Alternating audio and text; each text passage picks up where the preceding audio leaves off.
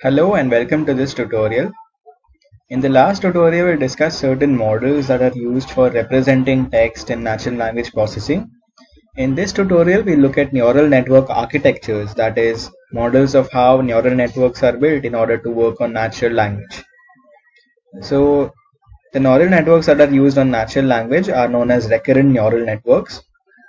And recurrent neural networks, also known as RNNs, are a class of neural networks that allow previous outputs to be used as inputs while having hidden states.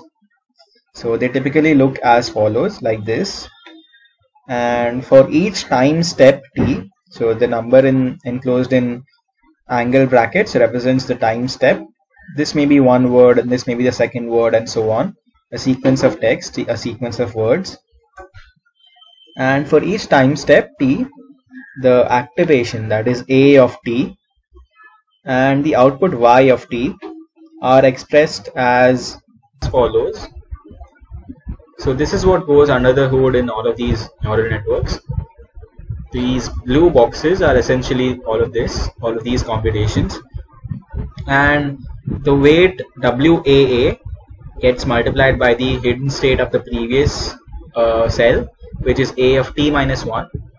W stands for the weight, and these two letters after W in subscript stand for, the first one stands for the value that is being computed, and we are going to multiply this weight by the second subscript. So WAA we multiply by A, so that is the second subscript.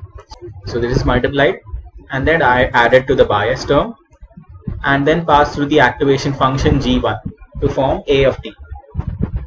And this is similar to what we had in regular neural networks, where we multiplied each term by its corresponding weight and added the bias and then passed it through the activation function, which was non-linear in nature.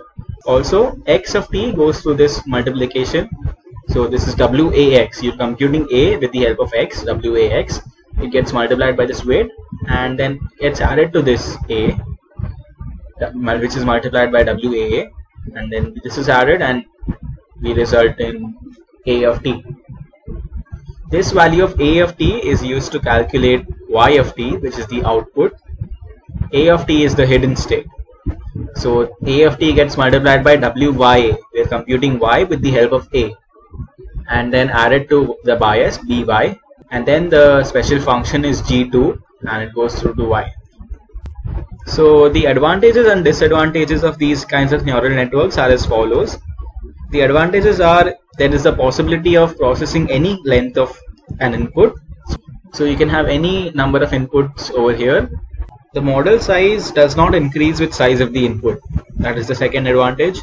So the size of the model, regardless of the size of the input, does not increase by much. The computation takes into account historical information.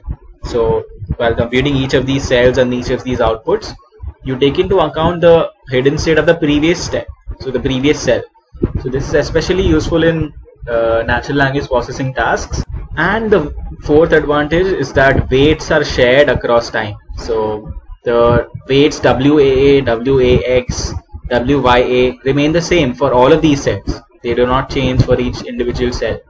And we have less parameters as a result, and we have to update less parameters in order to train the network, and it is computationally inexpensive. The drawbacks are that the computation is slow because you calculate the hidden unit and then the output, and then you have all of these operations going on.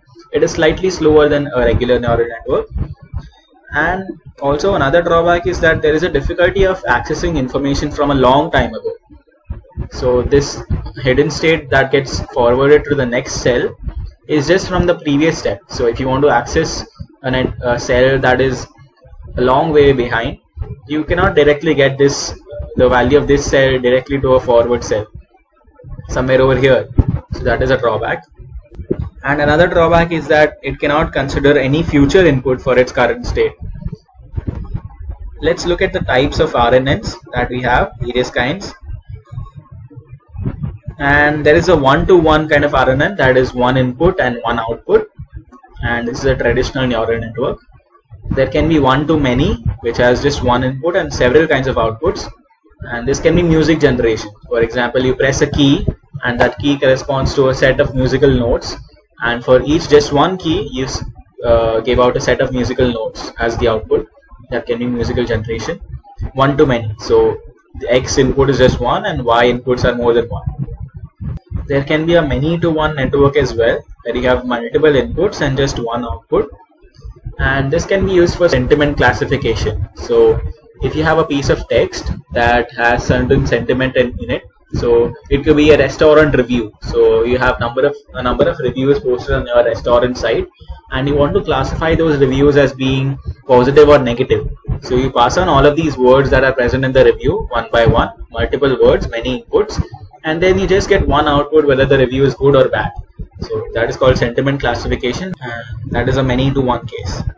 Another case is many to many, where Tx equal to Ty, and there is many to many when Tx not equal to Ty. This can be used for named entity recognition. So if you have a particular named entity in your sentence, such as a name of a person or a name of a place or something, you can identify that the corresponding scores related to each of those words as whether that entity is that word or not. And there is many to many when Tx not equal to Ty, which can be used for machine translation. For example, you want to translate from French to Spanish.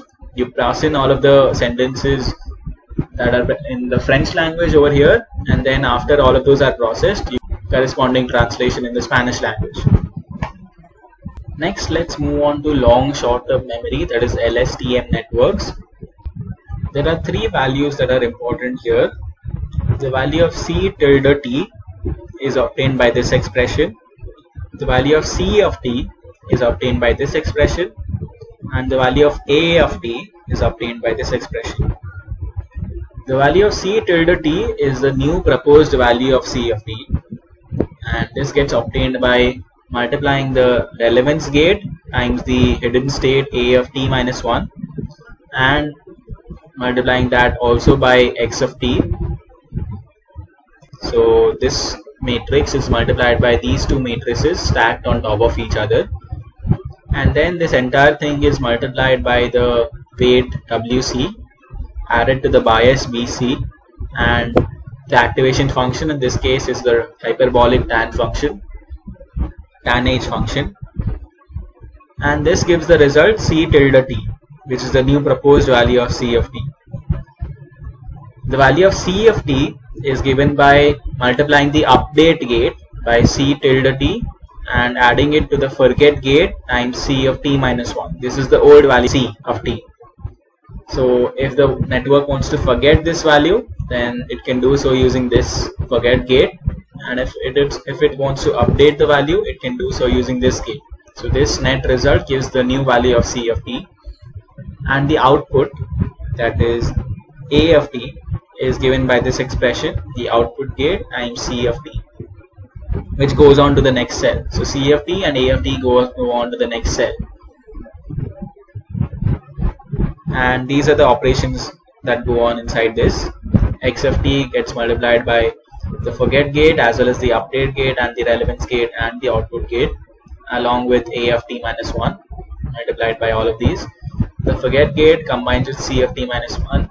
The update gate combines with C of t minus 1. This is a pictorial representation of the operations that take place inside the network.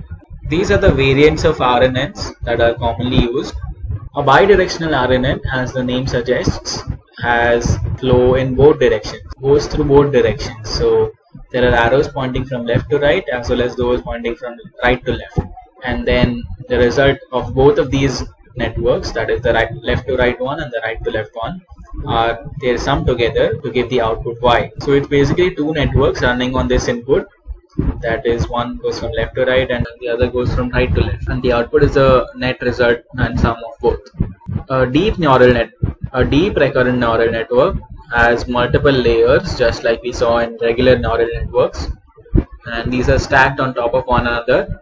That's it for this tutorial. This was a lot to take in, so make sure you go through the links in the description for a detailed explanation if you're interested, and I'll see you guys in the next tutorial.